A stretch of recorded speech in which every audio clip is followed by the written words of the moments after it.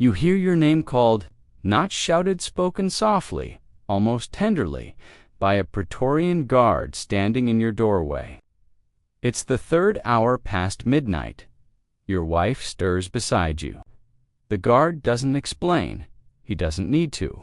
Everyone in Rome knows what a midnight summons means. You have 5 minutes to dress and follow him through streets so silent you can hear your own heartbeat. The palace looms ahead, every window blazing with torchlight. You don't know if you'll see dawn. You don't know if this is the night he's chosen you. And the worst part, you've done nothing wrong. In Caligula's Rome, innocence was never protection. It was just another thing he could take from you. Before we descend into what happened in those palace halls, I'm genuinely curious. It amazes me that a story this dark, buried for 2,000 years, now reaches people in every corner of the globe.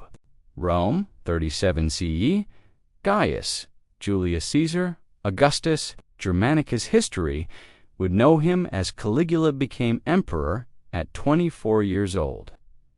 He ruled the largest empire on earth, 60 million people, 3 continents, an army that had never known defeat.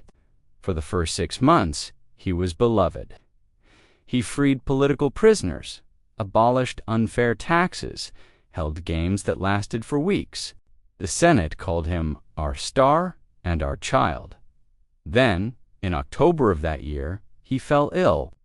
High fever, delirium, rumors he would die. He recovered, but something had changed. The man who returned from that sickness wasn't the same person who had fallen into it. What emerged was something Rome had never seen before, an emperor who understood that, in a society built on honor, systematic humiliation was more devastating than any sword, and he was about to prove it. The Roman historians, Suetonius, Dio Cassius, Seneca, and Philo of Alexandria, all documented what came next, though they wrote carefully, knowing some truths were too dangerous to state plainly. Modern scholars once dismissed their accounts as exaggeration, propaganda designed to vilify a hated ruler. Then, in 1987, archaeologists found the chamber beneath Palatine Hill. 23 names carved into marble. 23 women who had left evidence they couldn't speak aloud. And suddenly, the ancient sources weren't exaggerations anymore. They were understatements. Caligula's first ritual started with an invitation, mandatory attendance at an imperial banquet. 50, sometimes 70 senators would gather in the palace dining hall, their families beside them. The marble floors reflected torchlight like pools of fire. Musicians played softly in alcoves. Wine flowed from silver pitchers. For the first hour, everything seemed normal. Men discussed business, politics, the latest chariot races. Their wives exchanged gossip about which families had risen or fallen in imperial favor. Then Caligula would stand. The room would fall silent, and he would point, a senator's wife. Always beautiful, always from a respected family, always sitting beside her husband. The emperor's gesture was casual, almost friendly. You, come with me. Guards would materialize from the shadows. If she hesitated, they would take her arms not roughly, but firmly enough that everyone understood resistance wasn't an option. Her husband would sit frozen. Every eye in the room would be on him, watching for any sign of protest, any flicker of defiance. He would show nothing, because showing something meant death. Not just his death, his entire family's, his children, his parents, his ancestral name erased from every public record. Their family tomb defaced, their property seized, so he would sit and watch his wife disappear behind a curtain. The walls in Roman palaces were designed for acoustics, sound carried. For the next half hour, everyone in that dining hall would hear everything, and they would continue eating, continue drinking, continue discussing chariot races, because acknowledging what they heard would mean acknowledging what they were allowing to happen. Silence was survival. When Caligula returned, he would sit directly across from the husband. He would adjust his toga with exaggerated care, and then he would describe in explicit detail what had just occurred. He would rate her, compare her to other senators' wives, announce rankings, turn human beings into a competition, their violation into entertainment, their husbands' shame into sport. Suetonius documented 40% of these banquets over 4 years, one every month. But here's what makes it truly calculating. Caligula never chose randomly. He selected men who had voted against him in minor Senate matters, families who had been slow to donate to his building projects, anyone who had shown even subtle independence. The message was clear: your autonomy has a price, and your wife will pay it. But the genius of the system went deeper. Every senator who witnessed another man's humiliation became an accomplice. If they reported it later, they admitted they had watched and done nothing. If they stayed silent, they became complicit. Either way, they were trapped in a web of shared shame that made resistance impossible. One name survived the centuries with unusual detail. Ennia Nevia, wife of Marcus Silenus, consul of Rome in 38 CE, she was 26 years old, mother of 2 sons, descended from a family that traced its lineage back to the Republic. On an August evening in 39 CE, Caligula pointed at her. What happened next was documented by Seneca the Younger, who was present that night. He wrote, "Years later, when it was finally safe to write such things, the emperor took her as one takes spoils of war, with no pretense of seduction, only conquest. When he returned, he described her body in terms that would make a prostitute blush. Her husband sat as stone, but I saw his hands beneath the table, gripping his knife until his knuckles went white. 3 months later, Marcus Silenus was found dead in his villa. The official record listed natural causes. Seneca knew better. He wrote, 'A man can survive the loss of his life. He cannot survive the loss of his honor.' Rome killed Marcus Silenus the night the emperor touched his wife. His body simply took 3 months to realize it. But violating married women was only the first ritual.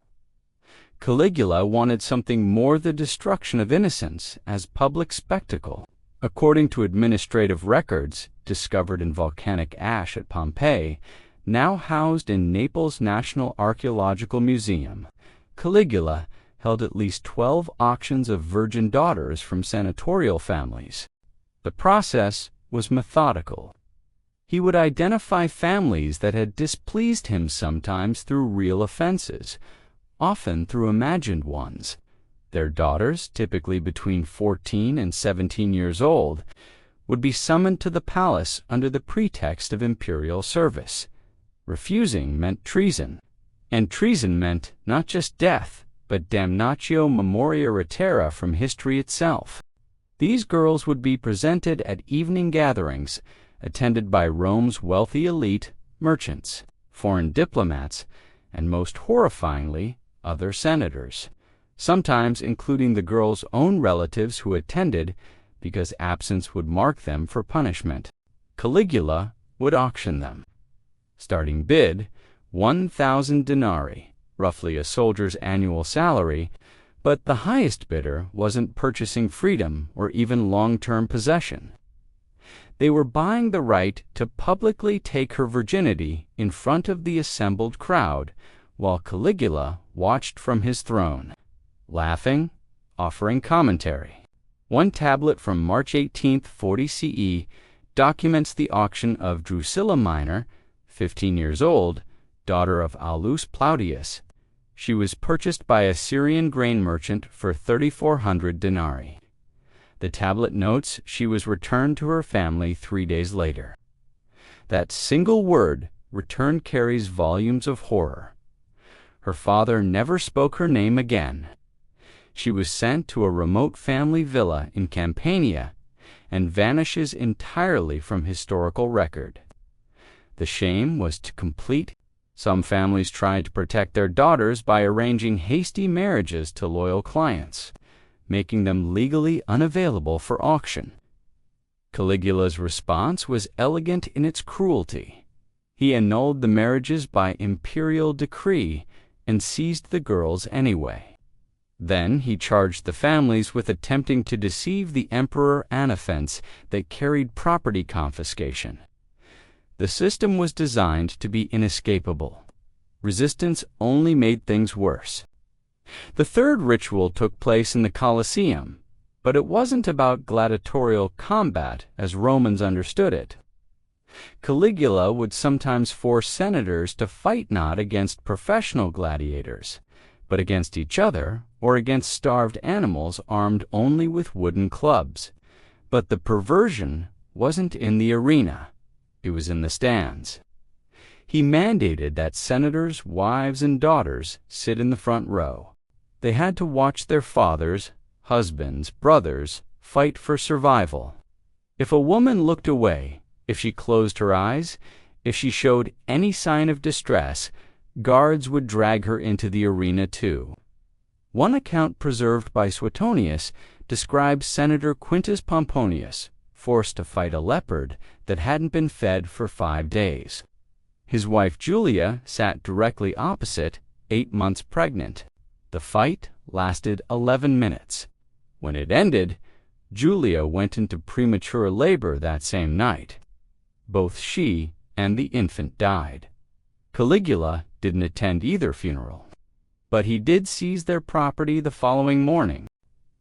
The fourth ritual emerged when Caligula declared himself a living god, not metaphorically, but literally, with the full weight of imperial law behind the claim. He constructed a temple to himself on Palatine Hill, installed a golden statue of himself as Jupiter, and ordained that senators' wives would serve as temple priestesses.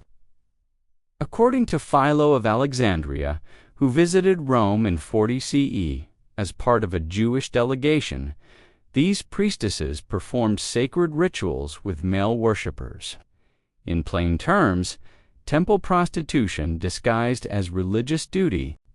Wealthy Romans who wanted imperial favor would make donations to the temple. In exchange, they received time with women who, months earlier, had been among Rome's most respected matrons. The brilliance of this system was its deniability. Caligula wasn't forcing these women into prostitution. They were serving divine will in a sacred temple. To refuse was sacrilege, and sacrilege carried a death sentence. The women couldn't protest without committing blasphemy. Their husbands couldn't object without insulting a god. Caligula had weaponized religion itself.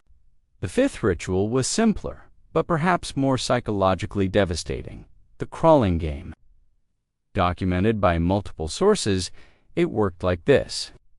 Caligula would host elaborate dinners, hundreds of guests, the finest cuisine in the empire. Entertainment that cost more than most citizens would earn in a lifetime. Halfway through the evening, he would clap his hands, the doors would lock, and he would announce the rules. All senators present had to get on their hands and knees and crawl to his throne. The last one to arrive would be executed immediately. Imagine it with historical precision. Men in their 60s and 70s, former military commanders, war heroes who had conquered provinces, grandfathers with distinguished lineages, all of them, scrambling across polished marble, climbing over each other, tearing their expensive togas, desperate not to be last. While Caligula sat elevated on his throne, eating grapes, laughing. One documented account from 38 CE describes Lucius Vitellius, who had commanded legions in Germania, who had been awarded the Corona Civica for saving fellow soldiers' lives, crawling so desperately that his knees bled on the marble floor. When he finally reached the throne, gasping, Caligula made him wait, made him kneel there, trembling, while the emperor slowly finished his wine. Then, with a smile, he pointed at his sandals. "Lick them," he said. That was the prize for winning. Lucius Vitellius, decorated war hero of Rome, bent down and did it, because the alternative was watching his grandchildren grow up as orphans with a traitor's name. The sixth ritual was the most insidious because it was continuous, the midnight summons. With no pattern, no warning, Praetorian guards would appear at a senator's home at any hour. The emperor summons you. No explanation, no charges, just follow. Sometimes Caligula would be waiting with a feast. The senator would be forced to eat, drink, laugh, toast to imperial healthful, while wondering if the food was poisoned, if this jovial evening would end with his arrest. Other times, Caligula would be in his bedroom with the senator's wife.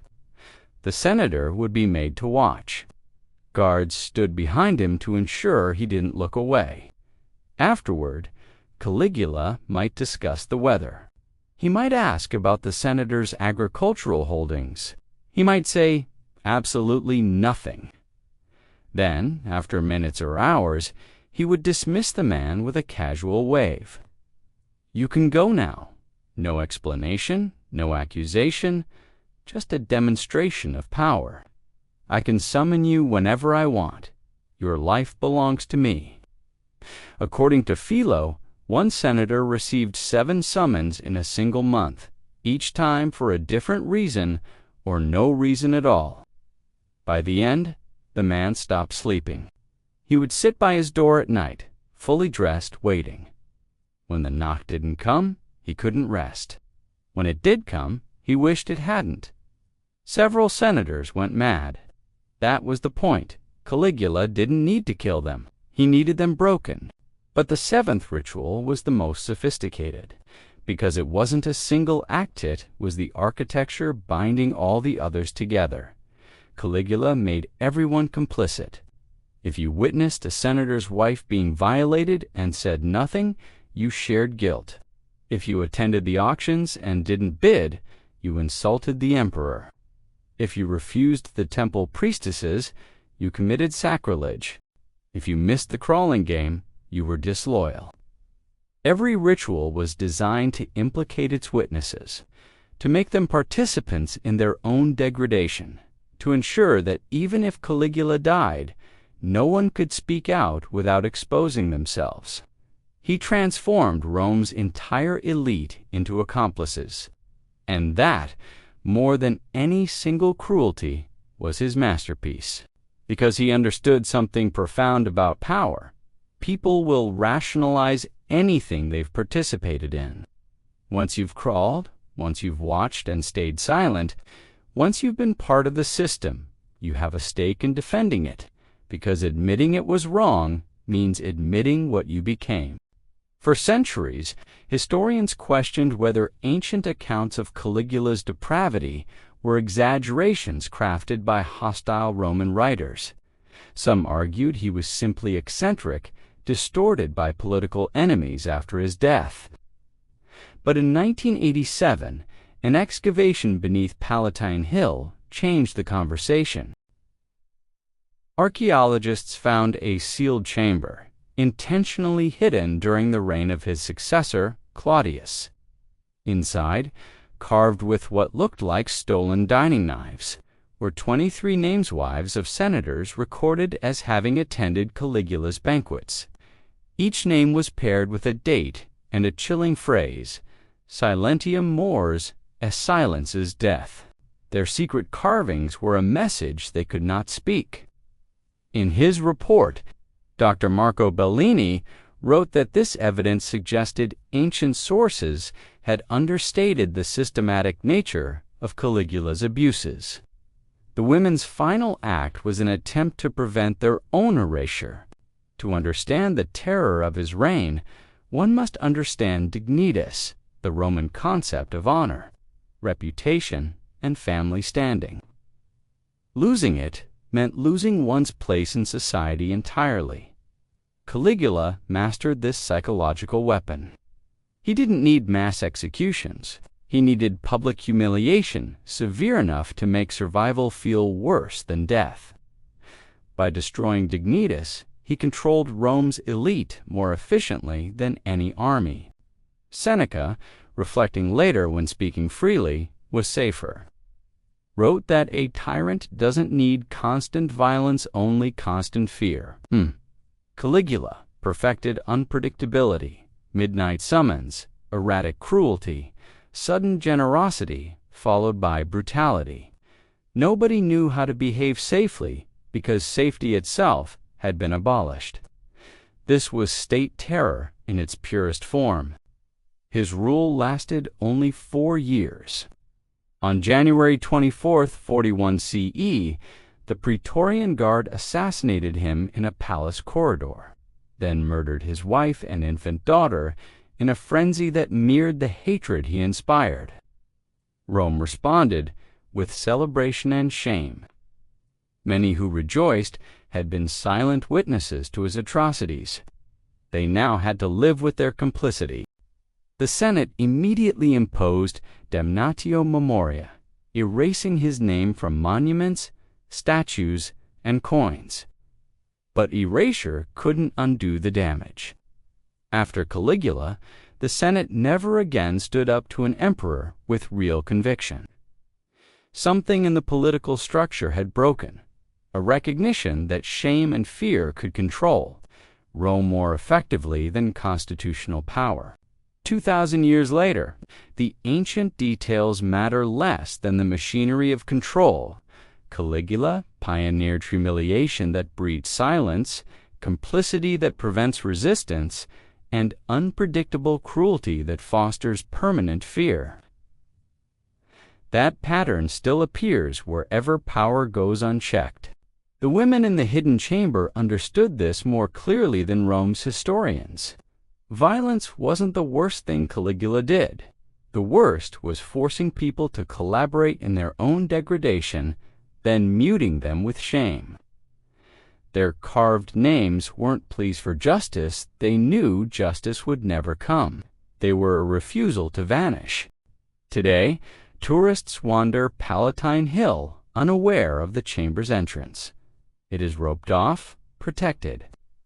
If you could touch those carved letters, you would feel the stubborn defiance of women who risked death to leave a record. They carved their names not to save themselves, but to ensure someone someday would know what happened. Silentium mors est. Silence is death. But memory endures sometimes. Memory is its own form of resurrection.